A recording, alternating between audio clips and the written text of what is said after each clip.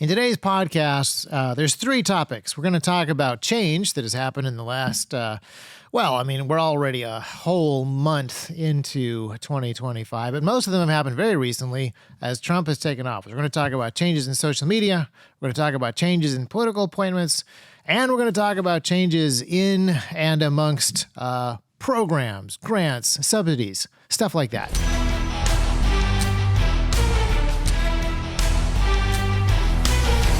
Welcome back to T-Rex Talk. We haven't done any original content on the T-Rex Talk YouTube channel for a while. We've been posting the ATF series on the Spotify channel, as many of you have requested, because it's an easier way to consume that type of content. But we need to get back into the podcast. And it's been a while since we've done a kind of a State of the Union. We've done a lot of interviews recently. We got a bunch of interviews scheduled or semi-scheduled. They just need to be actually organized. But I wanted to talk about some of the stuff that has been happening recently, because it's been happening very fast. We'll get into why it's happening very fast in a little bit. But since we've been doing ATF content, going to SHOT Show, doing a whole bunch of end-of-year stuff, beginning-of-year stuff, Donald Trump is in office. President Trump is back. Many people have assured us that this was impossible. It wasn't going to happen. It wasn't even possible that it could happen. Well, it's happened, and it's been happening for days, and a lot of stuff has happened in that amount of time. Let's talk about social media changes first. As we talk about T-Rex YouTube content, T-Rex podcast content, we also have been doing a number of experiments on X. Twitter, currently known as X, is kind of a happening place. Not only is the political news spicy on X, there's just an awful lot of users on X. There's a lot of eyeballs on X. People are spending a lot of time on X. Web traffic, which is what web platforms want, so that they can sell ads. That's how they generate their revenue. X is doing very well, even though tons of people have fled X because it's a hotbed of extremism, and there isn't the censorship that they're used to. They're going over to Blue Sky. They're going over to Threads, various other places. Even though countless thousands and possibly even millions of people have fled to these other places, X is still winning when it comes to digital attention. So that is a thing that is definitely happening, and it's such a big deal. Advertisers that left months and months ago are back. They're back advertising on X because that's where the eyeballs are. So the changes are so obvious, so clear, so undeniable and unmistakable that other social media platforms are changing their rules. A few weeks ago now, it feels like a lot of that. It feels like months ago, but a few weeks ago, Zuckerberg released a video explaining that they were going to roll back a whole bunch of content controls on Facebook and Instagram. Meta is changing the way that they do things. They're kind of going back to the way that they were before. And to be honest, I didn't pay a ton of attention to this video. It was interesting, but I wasn't sure what it actually meant. Obviously, there's a new president in town, and I wasn't sure if Zuckerberg was just kind of paying tribute, kissing the ring, whether he wasn't telling advertisers, yes, we see X eating our lunch and we're going to do something about it. I wasn't entirely sure how far things were going to go, but I now have more information, and I'm pretty positive about the change.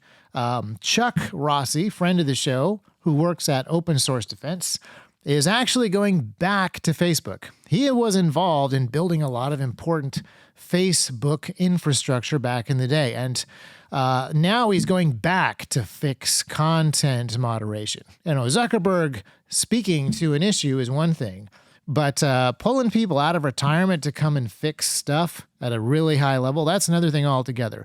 I have a high level of trust for Chuck. I have a high level of expectation at this point. Meta is actually gonna change stuff. So that's a huge deal. And this is something that I kind of been wondering about a lot. As X changed to become a ostensibly freer place for discourse and thought and conversation, the other media platforms, social media platforms especially, are going to have to change in kind. or they're going to change the other way. If there's too much freedom over here, they're going to lock down hard over here. Or if there's too much freedom over here and that's where the eyeballs go, then they have to open up a little bit so that they can compete. It's very interesting to see which way they're going to jump. Apparently, Meta is loosening controls and freedom is coming back. But now we need to talk about YouTube. It's not clear to me what YouTube is going to do. As things have developed over the last couple of years, YouTube has actually lost a lot of eyeballs. Actual user time, eyeball time on YouTube is down about 30% over the last couple of years. Some of that is to X, some of that is to TikTok. And TikTok is in a weird place. TikTok was on the chopping block. They've had a stay of execution. In theory, Trump is going to kind of work on this, despite being somebody who complained about TikTok years ago. We'll have to wait and see what happens with TikTok and the various other competitors. But YouTube is in kind of a bad way. I don't know if you've noticed this, but there are way more ads on YouTube now than there have been before, which, combined with fewer eyeballs on YouTube, kind of feels a little bit like desperation. YouTube has also been buggier and glitchier than I remember it being in the past, which is kind of an interesting thing. But it's not just the quantity of the ads, it's also the quality of the ads. I've never seen such trashy ads on YouTube as right now.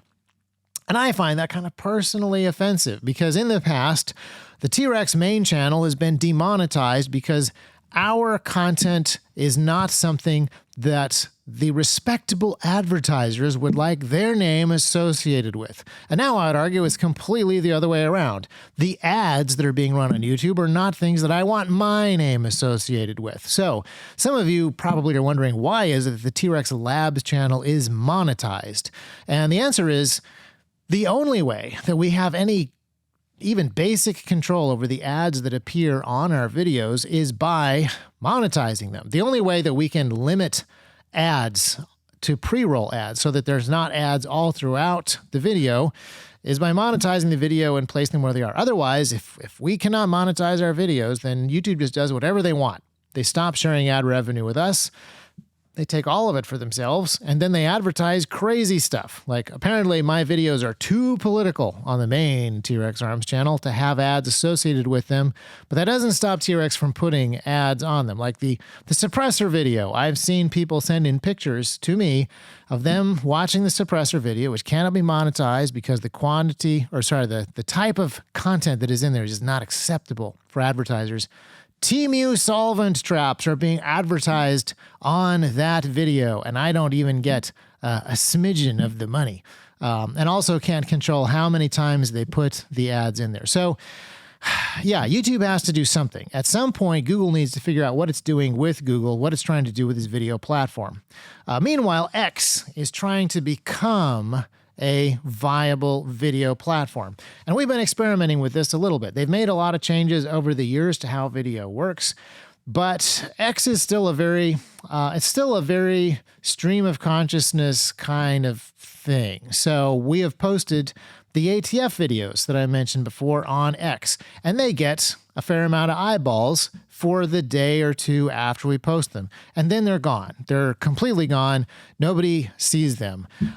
There is a way to get long-term eyeballs. We made a video called The most shocking, the most chilling, the most horrifying depiction of the deep state. What the deep state doesn't want you to know about the deep state.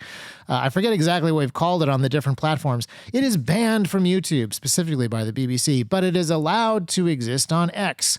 And I have pinned that video to the very top of my feed, and it has tons of views. So the only way that you can actually keep historical content in a place where people can see it is by pinning it to the top of your feed. You can only do that to one thing at a time. So our YouTube library that people go back and watch over and over again, that suppressor video that I mentioned before from 5 years ago, that was actually one of our top 5 most viewed videos for this year. There's no good way to watch historical content on X, even though they're trying to be a video platform. So there's a lot of work that needs to be done in this space. And even as things change and become more free and YouTube really needs to get its act together, I don't really know what the best course of action is for us here, because there are some videos that I want to make later that are a little bit spicier. YouTube has not gotten easier to deal with so far this year, so we need to figure out where exactly we want to go. But that's probably enough talk about change in social media. Now let's talk about changes in government, specifically political appointments. Obviously, an incoming president appoints a number of people to a bunch of political positions, and Donald Trump's appointments have been pretty spicy themselves. They got a lot of different attention, and now a bunch of them have been through the Senate hearing procedures, kind of gauntlets, actually, I would say, and are getting appointed. Pete Hegseth is a great example of a guy who has been attacked on all sides, and his confirmation hearing was really fascinating. The confirmation hearings of all of these folks so far have been very revealing and interesting, and I think that they will have massive effects in their specific jobs. Pete Hegseth is going to take on, it's a very fascinating thing, military-industrial complex, but he is going to take on a fairly corrupt system as an E4, and I'm excited to watch. But watching his hearing, it was interesting to see the way that he was being lambasted for things that the lambasters didn't fully understand at all. And a whole lot of just random internet talking points were regurgitated by the senators. And that is sort of how it went for everybody. Kash Patel is in line to run the FBI, and people were just raking him over the coals. They weren't so much asking him questions as delivering pointed scolding sessions to him. There's one senator in particular, I just forgot his name, but he was asking, because it is a question time. So he started to ask a question like, is this your tweet? Did you say this thing? And Kash Patel was like, yes, I said that thing. Would you like to understand why I said that? And he was like, no, stop talking. This is my time. This is my time to tell you what I think about you, essentially. And then Kash Patel said, have at it, which is awesome. I don't know a ton about him, but my appreciation of him went up several notches when he said, have at it, because that's a fantastic thing to say in that particular situation. It's a perfect response. The only thing better would have been, have at thee. That would have been maybe tiny bit classier. But there was no open-minded questioning. There wasn't even any hostile questioning per se. There was more rhetorical questioning and then hostile lecturing. And that was even more obvious with RFK Jr., especially when you realize that RFK Jr. has known a ton of these senators for a very long time. They have actual human relationships, in theory, and none of that was on display in the questioning. Senator Whitehouse is the best or worst example of this because he and RFK Jr. were actually college roommates. RFK has done political fundraising for him for decades. They have been not just friends, in theory, but also allies for a very long time. And so to watch Whitehouse rake RFK Jr. over the coals as if he was a complete and total stranger, not just utterly rejected and excommunicated from the Kennedy family, but from any leftist, any liberal, like they are no longer friends. They would not even be on speaking terms if it weren't for this particular Senate hearing. That was kind of the attitude that came across. Incredibly interesting how that kind of plays out. And it got really interesting when Bernie Sanders started to talk to RFK Jr. and poke at him because at that point, I think RFK had enough. And he started to poke back and point out how much money Bernie Sanders was getting from Big Pharma. And that flustered Bernie Sanders to the level of saying, 1.5 million. I've received 1.5 million, but only 1.5 million out of 200 million. That's how much I've raised. 200 million, 1.5 million. And then he sort of caught himself, was like, oh yes, I'm supposed to be the small town, poor, humble socialist. I shouldn't be talking about how many hundreds of millions of dollars I've raised and what a percentage Big Pharma has actually given me. So that was kind of interesting and revealing. But overall, the whole thing, I think I've mentioned this before in previous podcasts, the whole thing is just kind of fascinating to me that these hearings, they're not two-way conversations at all. They are an opportunity for the opposition to essentially deliver some punchy zingers in hopes of creating some viral video content that they can post on the internet. In the past, they would have posted this stuff on Twitter.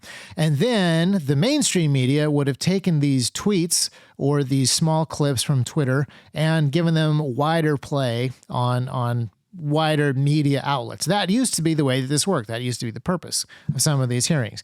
But as things have changed, I don't really know what the future is going to be. Twitter is no longer the place for liberal outrage. It's now X, and it's the place for conservatives to point out liberal strategic failings.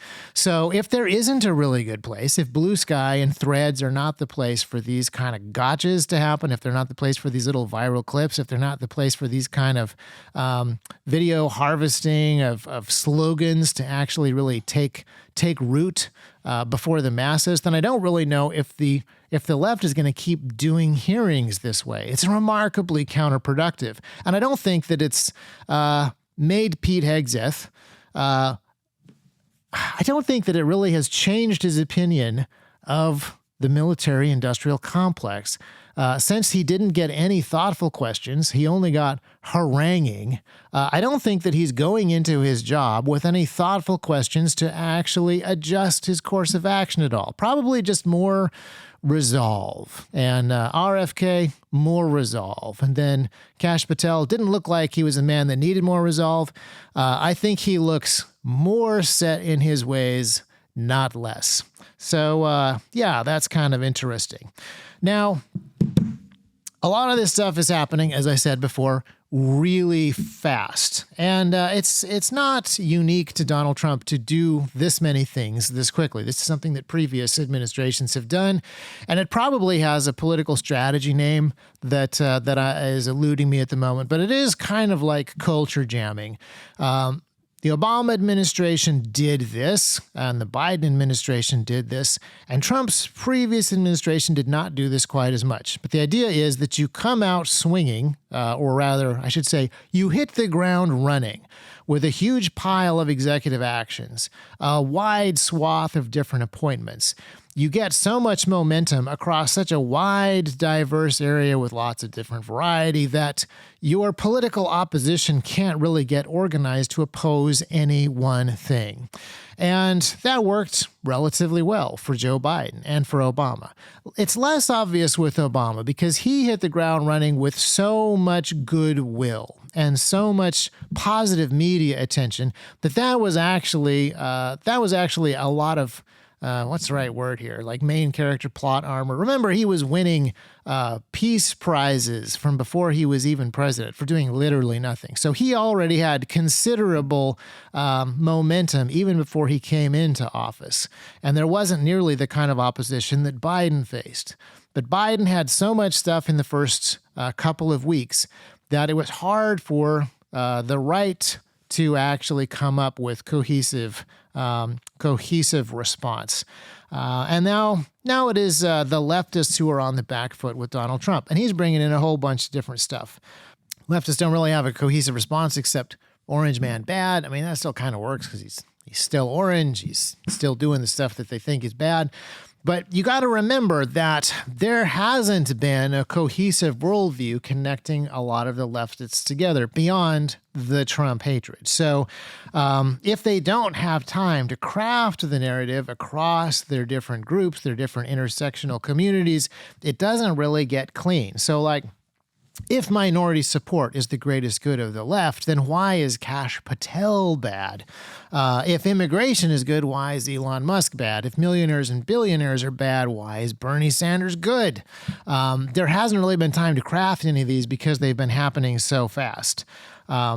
8 years ago, Tulsi Gabbard stepped down from the DNC vice chair specifically so she could support Bernie Sanders and endorse him for president. That's 8 years ago, but it's still, that is the big move in her life, to support Bernie Sanders. So let's see now if Bernie Sanders can support her. If not, why not? I mean, when Pete Hegseth was being harangued, they were talking about how vitally important female leadership was inside of national security and military affairs. So if that was true a few days ago, is it not going to be true when Tulsi Gabbard is being talked about? But I'm just super curious to see what Bernie Sanders is going to do for somebody who put so much on the line to endorse him specifically and personally not that long ago. And speaking of the DNC vice chair, it is now David Hogg. Not exactly friend of the show, but occasionally we talk about him. If the media is right and the core, key, main monolithic leftist talking point is that entitled Ivy League white guys like J.D. Vance are the problem, why is it that very entitled Harvard attendee, pasty white David Hogg now has to be the DNC vice chair? Why is this the greatest thing ever for the Democrats right now? Because that was the talking point for him a couple of days ago. Why is he the future of the party? I don't know. It's not clear. So this coherent worldview that the leftists really need in order to deal with this huge variety of things that Donald Trump are doing just doesn't exist. That's why this is working so well. I think it's obvious that in 2016, Donald Trump went too slow, and he probably understands that now. He needs to move faster, and he's moving a lot faster. But I think there's other aspects to it as well.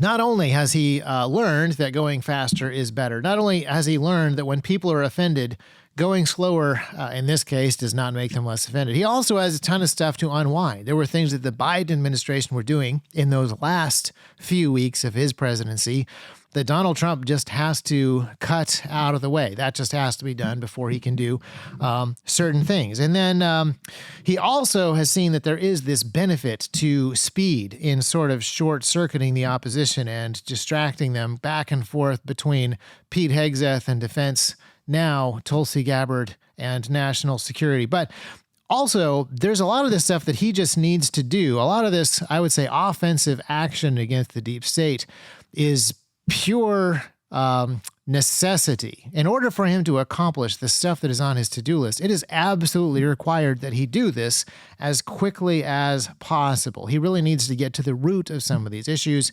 And draining the swamp is no longer a slogan. It's not something that his base wants.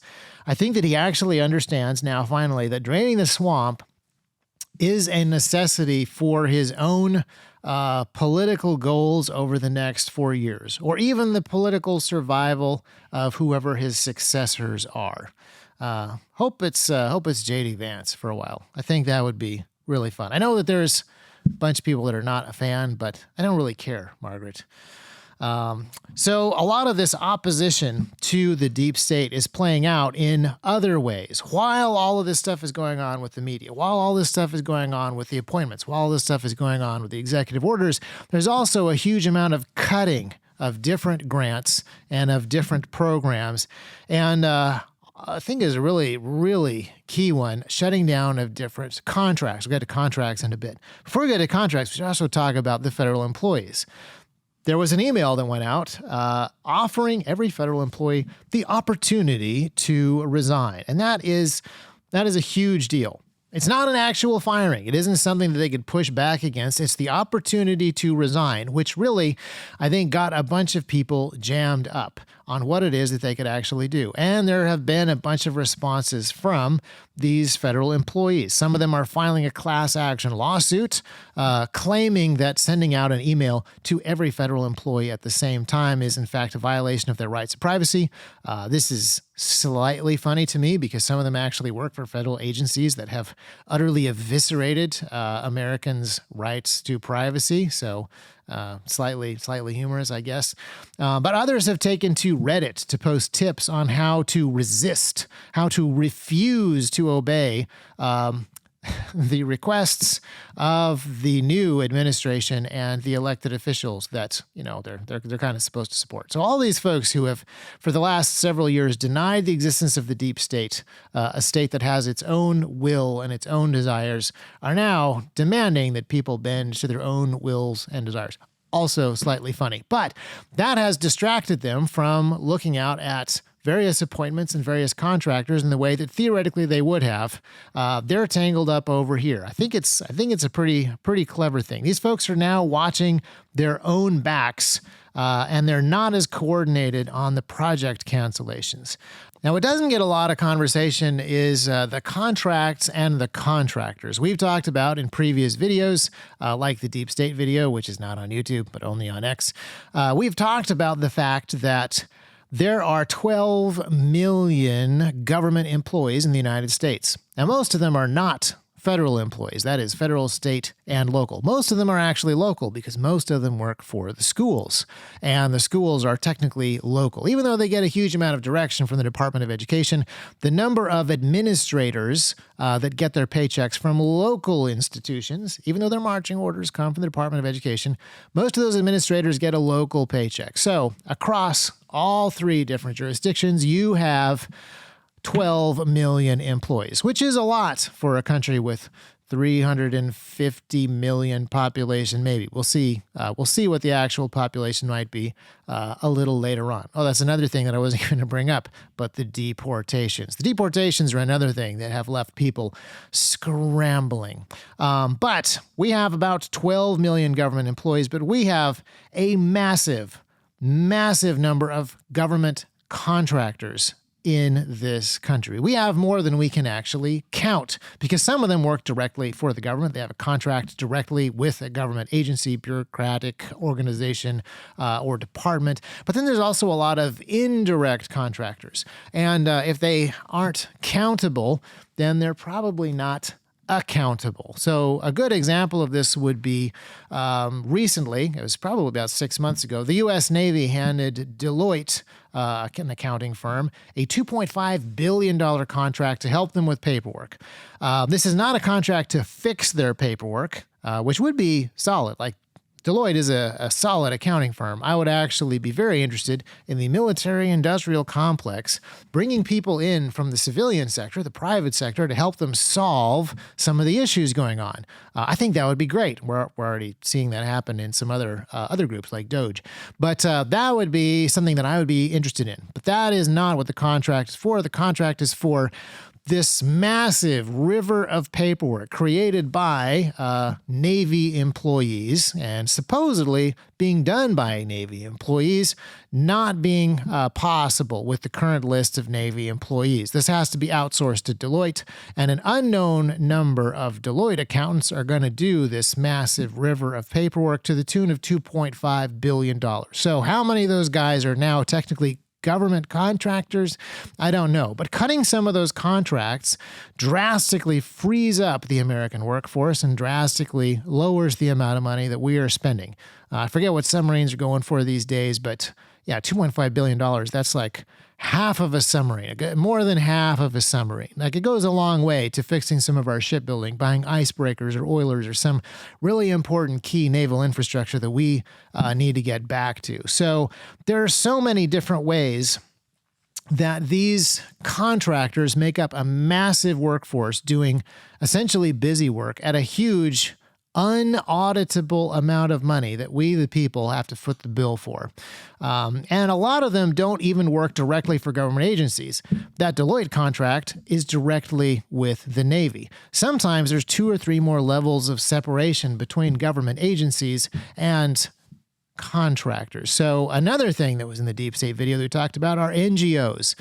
In England, they have a concept called a quango. So you have non-government organizations, but they pointed out most of these are quasi-autonomous non-government agencies. Yes, these are non-government organizations in theory, but their funding comes entirely from the governments. Their directives come entirely from governments. And then they hire, at a very high rate, retiring government bureaucrats, but then they also bring on people who are hired almost exclusively into the government in the future. They are only quasi non-government organizations. And that is a really important thing. And as there have been a bunch of cuts to contracts, there have been a bunch of cuts to accounts, there have been cuts to programs. I don't know how far all these tentacles and tendrils of government money weave through the theoretically private sector or who all of these different contractors are. But last week, Doge said that they have canceled $1 trillion worth of savings just in contracts alone. And $377 million of that was from USAID. I'm only going to talk about the USAID part. All of this stuff is really fascinating, but USAID is really interesting to discuss. First and foremost, because the government and media have told us for years that USAID is a humanitarian operation that brings aid to the third world. And this is strictly speaking not true. USAID is actually an acronym for American International Development. And it goes to lots of the world that isn't the third world. And it doesn't go specifically to relief efforts. It goes to developing these places in the way that the American bureaucrats want them to be developed. So I actually have a story about this from Ryan, our cameraman. And I hope I get this story right. He didn't want to tell it himself. But if you see a lot of edits in this part, that's me misremembering stuff that he had to cut out. But when he was living and working in southern Africa, the video production house that he was working at got a contract bid. They got a potential job offer from USAID to come out with some television commercials, some PSAs, some media information on how to deal with the AIDS epidemic in Africa. And so this production house went out and they did the research. They talked to the local authorities, they talked to the government officials in those specific countries and the medical experts in those specific countries. And they developed a pitch. They developed an ad campaign that would educate people on the benefits of abstinence.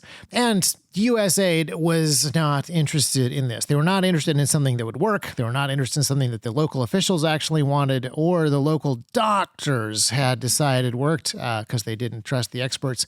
They already had an international development plan that they wanted to push, and it wasn't abstinence. It was something else that was probably connected to other U.S. government programs that somebody was going to get paid for. So if you want more information about what USAID is usually up to, you should look up a guy named Mike Benz. He has a whole bunch of research on this, and his main takeaway is that it is censorship, which is kind of what was happening in Ryan's case, and money laundering, which is probably also theoretically what's happening in Ryan's case. There is a huge amount of government money that gets spent on things that friends, relatives, and other people really benefit from. I'd like to point out that if you are curious what USAID actually does, the best thing to do is see who is complaining about it getting cut. All over the internet, there are people complaining about USAID getting cut, and that has got people curious, and they've started digging into some of the things that these people are involved in, and sure enough, eventually they're connected to the Rockefeller Group or some other group that gets a huge amount of money from USAID. There is a fascinating one that I didn't actually expect. But there are two or three newspapers in Hungary, and they spend most of their time criticizing Viktor Orban and the current leadership of Hungary. And they are now complaining that now that their USAID contracts have been cut, they don't actually have any funding for their newspaper. Regular Hungarians are apparently not buying these papers. These papers are completely funded by American bureaucrats who have allocated these funds to keep these newspapers running so that there can be somebody criticizing Viktor Orban within the country of Hungary. That way American media people have somebody to quote when they would like to be critical of Viktor Orban. So stuff like this is kind of fascinating. And all of these small countries out there who are theoretically being supported by USAID, they're not complaining about losing the money. They're actually saying, please stop funding some of our worst, most problematic people in our countries, USAID. So this is a really fascinating one to consider and to think about as you look at what Donald Trump is doing in these first couple of weeks here. I think that it reveals an awful lot. Dealing with general federal employees, kind of interesting. Dealing with political appointees, putting people in charge of these larger institutions, that's kind of interesting. Who he has chosen is very revealing, and the way that they are being attacked, always food for thought. But cutting some of the contractors out, cutting some of the programs, cutting some of where the left has been able to really fund where their power base actually is. This is really interesting stuff, and I think it's going to be fascinating to watch it moving forwards. So continue to watch this space. We'll continue to talk about this a little bit here on the T-Rex Talk podcast. And we're also going to address some of the other stuff, some of the ITAR regulations, some of the tariffs, some export stuff in the next T-Rex Labs video that drops on Friday. That'll be the last of our SHOT Show wrap up and get into a bit of that international side.